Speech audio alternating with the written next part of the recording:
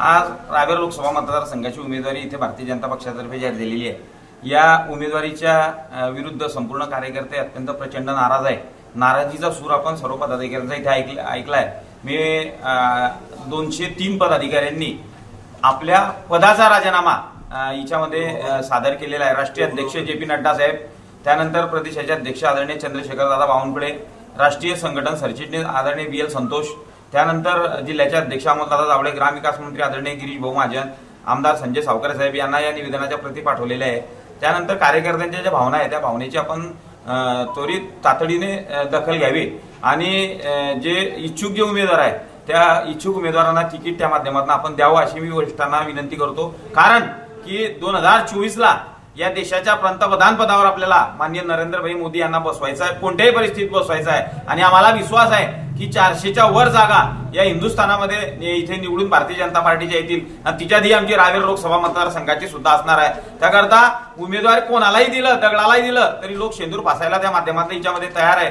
त्याकरता या जनतेचा रोष जो आहे, कार्यकर्त्यांचा जो रोष आहे, 203 कार्यकर्त्यांनी पदाधिकाऱ्यांनी इथे आपले राजीनामे दिले। वरिष्ठांनी याकडे लक्ष घालावं आणि उमेदवारी बदल करावी ही नम्र विनंती। मी भारतीय जनता पार्टीचा शहर अध्यक्ष सुनील माडी। मी वरणगावच्या सर्व पदाधिकाऱ्याच्या वतीनं मी भारतीय पक्षाच्या सगळ्या वरिष्ठ यांना नम्र विनंती करतो की तुम्ही ही रक्षाताईला जे उमेदवारी दिली याच्याबद्दल आमची सर्वांची नाराजी आहे। कारण की राष्ट्रीय महामार्ग जो गेला आहे त्या राष्ट्रीय महामार्गाच्या जे वरणगावाचं डिवायडर और स्ट्रीट लाईटाचे हे होतं तर रक्षाताईंना वारंवार हे करून सण सुद्धा मंजूर केलेला नाही। 3.5 कोटीचा प्रस्ताव होता, नितीन गडकरी साहेब आले होते त्यावेळेस मांडला होता। आम्ही नितीन गडकरी साहेबांकडे गेलो होतो, तिथं पण खासदारांनी कोणता प्रतिसाद दिला नाही आणि 3-3.5 कोटी रुपये डागडुगी केली।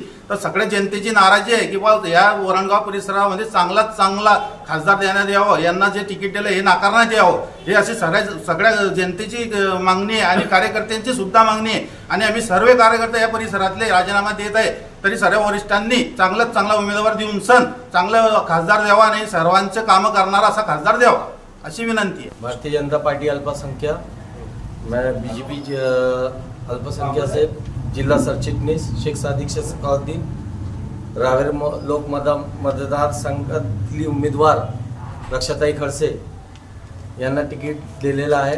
यांच्याबद्दल व्हायला पाहिजे। आमची नाराजगी आहे। 10 वर्षापासून एक भी कार्यकर्ता से संपर्क नहीं हुआ, अल्पसंख्यक के ना ही एक भी काम हुए। इसके लिए हमारा ये सुनील भाऊ काळे, माजी नगर अध्यक्ष, इनसे भी निवेदन है कि ये चेंज करो। हाँ, भारतीय जनता पार्टीची इलेक्शन आलं म्हणजे अशी पद्धत आहे की बूथ प्रमुख, शक्ती केंद्र प्रमुख, पन्ना प्रमुख, आपलं इलेक्शन आल्यानंतर आपल्याला त्यांची आठवण येते। इलेक्शन संपलं की ना आमदार द्यायला ओळखत ना खासदार द्यायला ओळखत। तर मग अशी जाहीर विनंती आहे की या लोकांचा विचार घेऊनच समोरच्या व्यक्तीला तिकीट उमेदवाराला तिकीट दिलं पाहिजे आणि हे तशा पद्धतीनं उमेदवारी दिली पाहिजे। आणि रक्षाताईबद्दल आमची सक्त नाराजी आहे। त्यांनी इच्छुक उमेदवारापैकी कोणालाही तिकीट दिलं तरी आम्ही प्रामाणिकपणे काम करण्यास तयार आहोत। एबीपी माझा, उघडा डोळे बघा नीट।